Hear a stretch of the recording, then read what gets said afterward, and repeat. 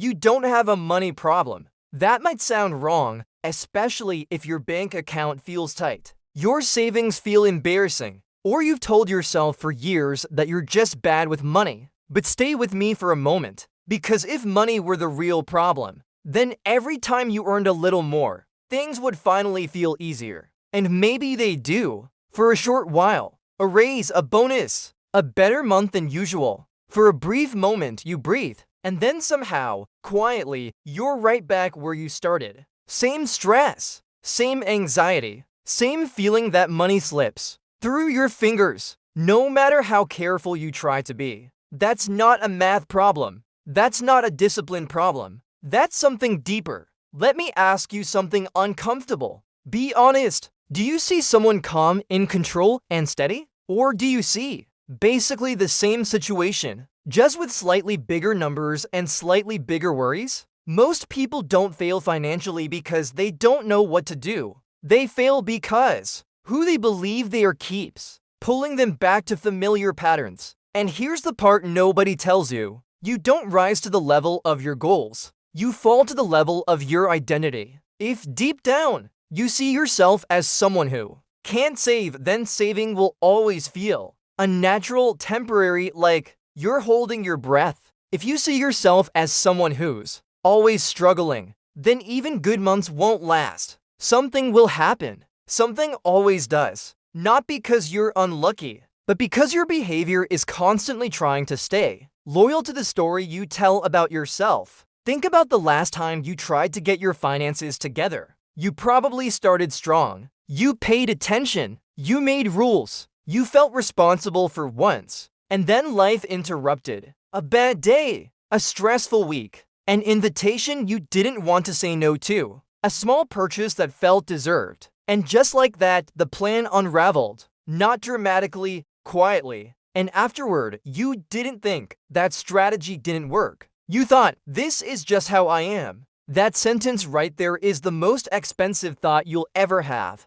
Because once you believe that, everything else becomes harder. Saving feels like punishment. Planning feels restrictive. Being careful feels like pretending to be someone you're not. So eventually, you stop trying. You don't quit loudly. You quit emotionally. You still hope things will improve. You just stop believing you're the kind of person who makes them improve. And that belief shapes every decision you make when nobody's watching. This video isn't about cutting expenses. It's not about budgets. It's not about forcing yourself to be disciplined. It's about one shift that changes how money behaves in your life without you fighting it every day. A shift that doesn't start with your wallet. It starts with how you see yourself. Because once that changes, behavior follows naturally. People who are calm with money aren't constantly resisting temptation. They aren't stronger than you. They aren't smarter than you. They simply don't negotiate with choices that don't match who they believe they are.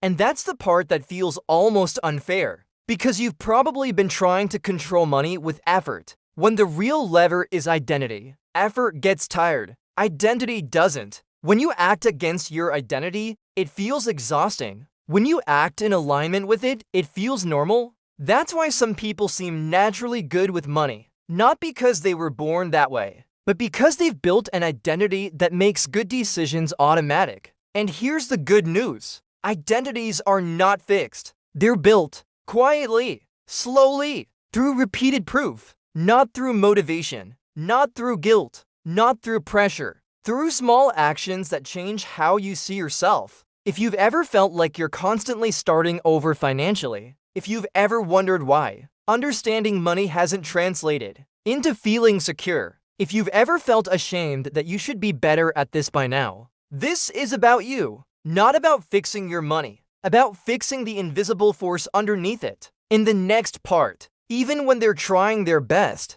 not the dramatic failures, the quiet, everyday moments where identity quietly wins. Not the dramatic moments. Not the financial emergencies. The normal days. You wake up already a little tense. Not because something bad is happening, but because money is quietly sitting in the back of your mind. Like an open tab you never close. You go through your day, work, errands, messages, responsibilities. And money keeps showing up in small ways. You hesitate before opening your banking app. You mentally calculate whether you can afford something instead of just knowing. You feel a little spike of stress when a notification pops up, even if it's nothing serious. Nothing is technically wrong, but nothing feels solid either. You might even be doing okay on paper. You pay your bills. You don't miss payments. You're not reckless, but you also don't feel safe. And that feeling shapes everything. When money doesn't feel stable, every decision carries weight. You don't think, do I want this? You think, will this mess things up?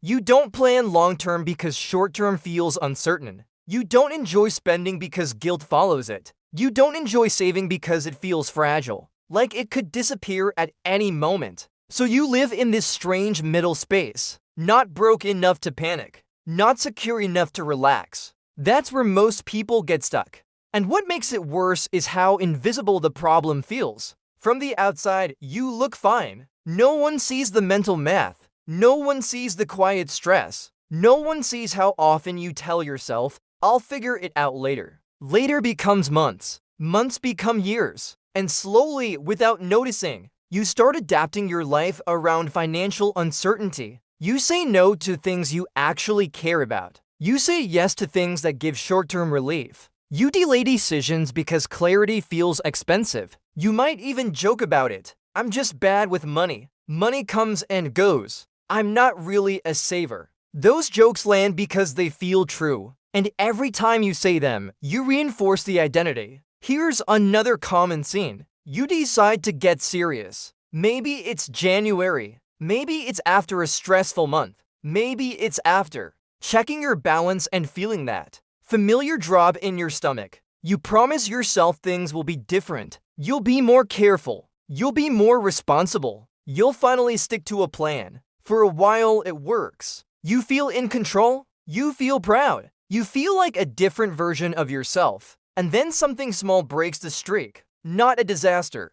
Just a moment. A long day. A bad mood. An unplanned expense. A social situation where saying no feels awkward. You spend a little more than you planned. And something subtle happens inside your head. You don't think, okay, one off day. You think, here we go again. That thought is heavy because it doesn't just describe what happened. It defines who you think you are. And once that thought appears, motivation drains fast. Why try hard if this always happens? Why be strict if you're just going to mess it up? Why fight yourself? So you loosen the rules, not consciously, emotionally, and slowly the old patterns return. This is where people usually blame themselves. They say they lack discipline. They say they're lazy. They say they just need to try harder. But here's the truth. You're not failing because you're weak. You're failing because you're trying to behave like someone you don't believe you are.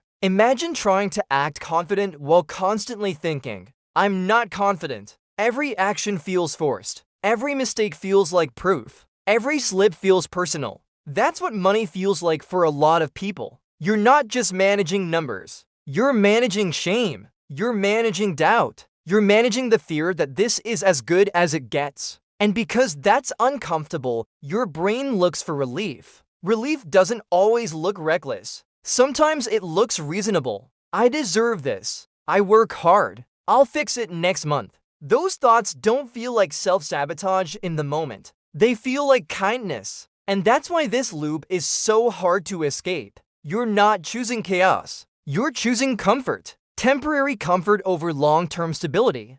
Not because you're irresponsible, but because stability doesn't feel like something you're allowed to have. Deep down, many people don't believe they're the kind of person who gets ahead financially. They believe they survive financially, and survival mode changes how you think. When you're surviving, you don't build systems. You react. When you're surviving, you don't plan 5 years out. You make it through the week. When you're surviving, every extra dollar feels temporary, so you treat it that way. This is why simply knowing what to do doesn't fix the problem. You can understand saving. You can understand planning. You can understand long-term thinking. But if your identity is built around stress and struggle, your behavior will always drift back there. Not because you want it to, because it feels familiar. In the next section, we're going to talk about why your brain does this. Not in technical terms, not in complicated explanations,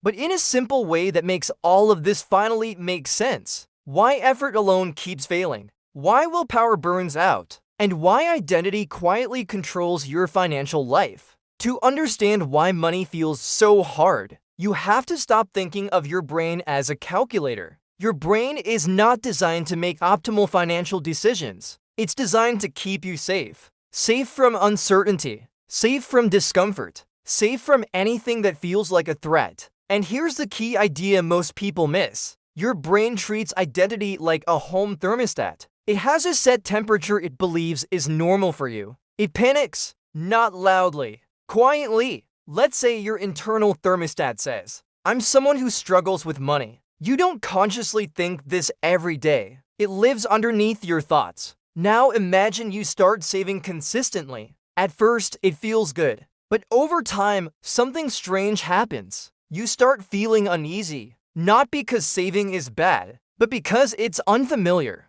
Your brain starts asking subtle questions. Who do you think you are? Why are you acting like this? This isn't you. That discomfort is called cognitive dissonance. But you don't need to remember that term. You felt it. It feels like tension, like something is off, like you're pretending. And your brain hates that feeling. So it looks for a way to restore balance. And the easiest way to do that is not by changing the identity. It's by changing the behavior. That's why people self-sabotage right when things start going well. Not because they're self-destructive, because they're self-consistent. Your brain values consistency more than progress. Think about it this way. If you believe you're bad with money, then overspending doesn't feel like failure. It feels familiar. But saving consistently feels like an identity threat. And your brain treats identity threats seriously. This is why willpower alone doesn't work. Willpower is you forcing behavior in one direction while your identity pulls in the opposite direction. It's like rowing a boat while the current pushes back. You can fight it for a while, but eventually you get tired. And when you're tired, you default to who you believe you are. That's not a moral failure. That's psychology. Most people try to fix money problems by adding rules, budgets, restrictions, limits. Rules require constant effort. Identity doesn't. Identity is what you do automatically when no one is watching. That's why two people with the same income can live completely different financial lives. One constantly feels on edge. The other feels steady. Not because one is smarter. Because one sees themselves as someone who manages money, and the other sees themselves as someone who reacts to it. Here's a simple metaphor. Imagine wearing a heavy backpack every day. At first, you notice it. Then it becomes normal. After a while, you don't even feel the weight anymore. Financial stress works the same way. You don't say, "I'm anxious about money." You say, "That's just how life is." So when an opportunity appears to remove the backpack, it feels strange, lighter, unfamiliar, and your brain doesn't trust unfamiliar. This is why people often sabotage progress right after a breakthrough. They pay off something. They save a small amount. They feel hopeful. And then they spend impulsively, not because they forgot their goals, because their nervous system is trying to return to normal. Another important piece here is how your brain handles effort. Effort feels expensive, not a financial loss, an emotional one. That's why being good with money can feel exhausting. You're constantly saying no. No to comfort. No to ease. No to things that temporarily soothe stress. Eventually, your brain looks for relief. And relief usually comes from old patterns. This is why people don't need more motivation. They need less internal conflict. When your identity and your actions match, there's no fight. They don't debate. They don't negotiate. They don't feel deprived. They simply don't see certain spending as an option. Not because they're strict, because it doesn't fit who they are. Now here's the most important part. You cannot think your way into a new identity. Your brain doesn't accept identity changes based on words. It accepts them based on evidence, tiny, repeated proof. This is where most people get stuck. They try to jump from "I'm bad with money" to "I'm great with money." Their brain rejects it. It feels fake. So instead of aiming for a new identity, you have to build it slowly, one action at a time. Each small action sends a signal. Maybe I'm someone who can handle this. And over time, those signals stack. The identity shifts, not overnight,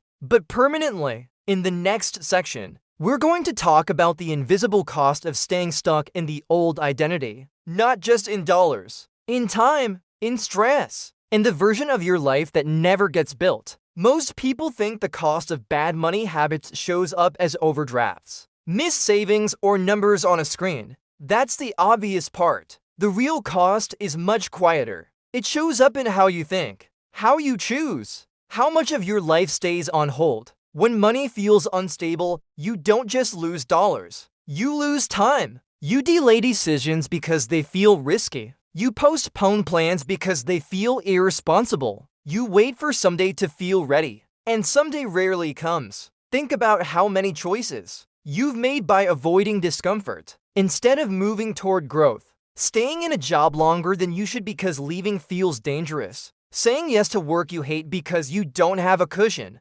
Avoiding conversations because you don't feel financially strong enough to have leverage. None of these feel like money problems, but they are. Financial instability shrinks your world. It makes you cautious in places where you should be curious. It makes you compliant in places where you should be confident. And over time, that adds up. Here's where numbers matter, but not in the way people usually talk about them. Let's say you don't save consistently for years. Not because you're reckless, because you're stuck in survival mode. The cost isn't just the money you didn't save. It's the opportunities you never considered. Because you didn't feel safe enough to consider them. You didn't ask for a raise. You didn't change careers. You didn't invest in learning something new. Because every one of those decisions requires breathing room. Money isn't just a resource. It's emotional oxygen. Without it, your nervous system stays on high alert. And when your nervous system is stressed,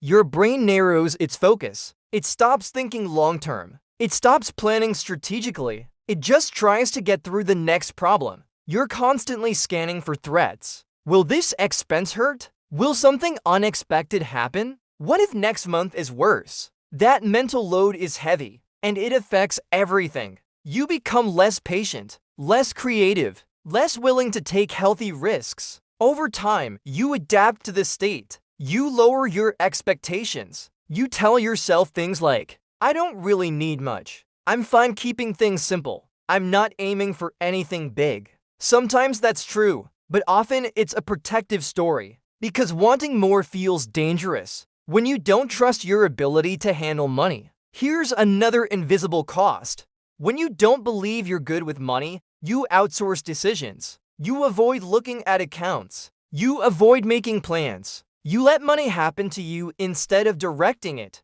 That avoidance feels like relief in the moment, but it creates a slow erosion of confidence. Every month you don't engage reinforces the idea that money is something you can't fully handle. And that belief doesn't stay contained. It leaks into other areas of life. You start doubting your judgment more broadly. You hesitate more often. You second-guess yourself. All because one area of life feels out of control. Now, let's talk about time. Time is the most expensive thing you lose. When you stay stuck in the same financial patterns for years, you don't just delay progress. You normalize stagnation. You get used to treading water. And when that becomes normal, even small progress feels threatening. Because moving forward means leaving the familiar behind. This is why people often say, I don't need much to be happy, while quietly feeling unfulfilled. It's not that they don't want more. It's that wanting more clashes with the identity they've built.